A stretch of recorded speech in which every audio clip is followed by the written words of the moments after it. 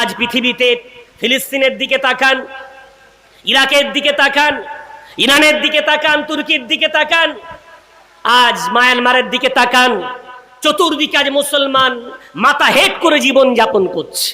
সেই সাথে ভারতবর্ষে তাকাবেন না? ভারতবর্ষে 1992 সাল 6 ডিসেম্বর মুসলমানদের গর্বের মসজিদ বাবরি মসজিদকে চূর্ণ বিচূর্ণ করে গুড়িয়ে দেওয়া হলো। এরপর মুসলমান 6 ডিসেম্বরকে কালা দিবস পালন করত। ঠিক মুসলমানদের সেই আঘাতে রক্তের বন্যা বয়ে যাচ্ছিল, হৃদয়ে আঘাত বইছিল, ঠিক সেই কাটা ঘায়ে নুনের ছিটা দিয়ে কি করলো? 2024 জানুয়ারি সেখানে রাম মন্দির বানালো। এখন যেই রাম মন্দির বানানো হলো, মুসলমান এবার কি করছে? চতুর্দিকে ধর্ণা দিচ্ছে, প্রতিবাদ সভা করছে, র্যালি করছে যে বাবরি মসজিদ কেন ধ্বংস করে দেয়া হলো। আমি ভাই আপনাদেরকে ঠান্ডা মাথায় বোঝাতে চাই, ইসলাম কোনোদিন ধর্ণা দিয়ে প্রতিবাদ সভা করে আর র্যালি করে বিজয়ী হয়নি। ইসলাম বিজয়ী হয়েছে সর্বদাই পরিকল্পনা করে, যদি বলা যাবে না। বিশ্বনবী হাবিবুল্লাহ জনাবে মুহাম্মদুর রাসূলুল্লাহ সাল্লাল্লাহু আলাইহি ওয়াসাল্লাম সহিহ হাদিসের মধ্যে বলেন, ইন্নামাল আ'মালু বিন্নিয়াত।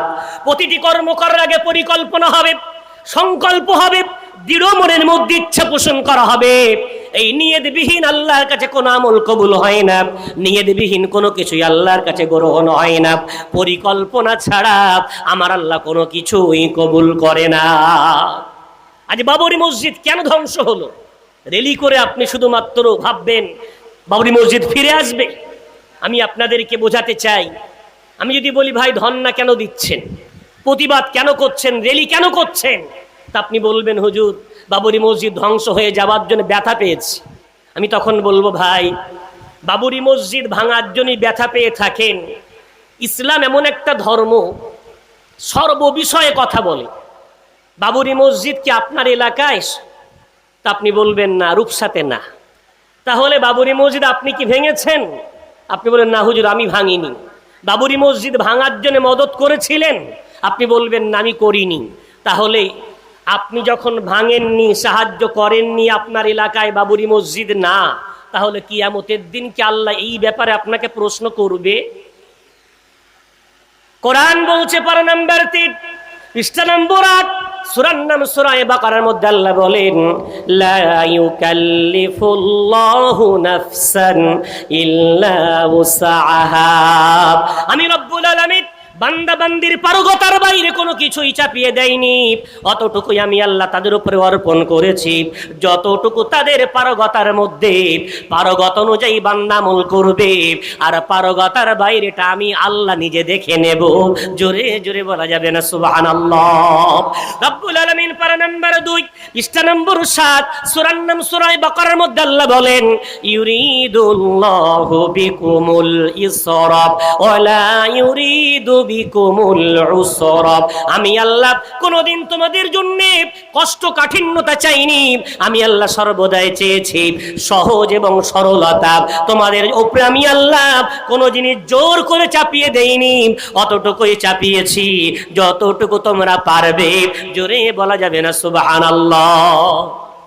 এখন আপনারা এই র্যালি করে প্রতিবাদ সভা করে বাবরি মসজিদ পাওয়া যাবে না, করব কি আমরা? একটু বলেন, বাঙালি দিনে 3 বার খায়, কবার খায়? আপনাদের দিকেও তো 3 বার খায় নাকি? 3 বার খায় বাঙালি। এখন এই বাঙালিকে 3 বারের জায়গায় যদি 1 বার খেতে দেওয়া হয়, ওই বাঙালির চোখে কম দেখবে না? ভিড়মি লাগবে না? শরীর দুর্বল হয়ে যাবে না? কেন না, তাকে 3 বারের জায়গায় 1 বার খেতে দেওয়া হয়েছে। ব্যথা নেন না, কষ্ট নেন না। অন্য ধর্মের উপর আঙুল তোলার আগে নিজের জাতিকে আগে ঠিক করি আমরা। মুসলমান মানে প্রত্যেক গ্রামে জামে মসজিদ আছে। কি আছে? জামে মসজিদ। জামে মসজিদ মানে সেজদা দেওয়ার জায়গা, যেখানে জুমার নামাজ আদায় করা হয়। এখন এই জুমার নামাজ যেখানেই হয়, তাহলে সেই জুমার নামাজ যেখানে হয় সেই মসজিদে কমপক্ষে সপ্তাহে 35 ওয়াক্ত নামাজ হওয়ার কথা। কত ওয়াক্ত? 35 ওয়াক্ত। এটা বুকে হাত দিয়ে বলেন, আল্লাহ আপনাদের চেয়ে আমাদেরকে একটু বেশি ঘোরায়। কোন এলাকা বলবেন?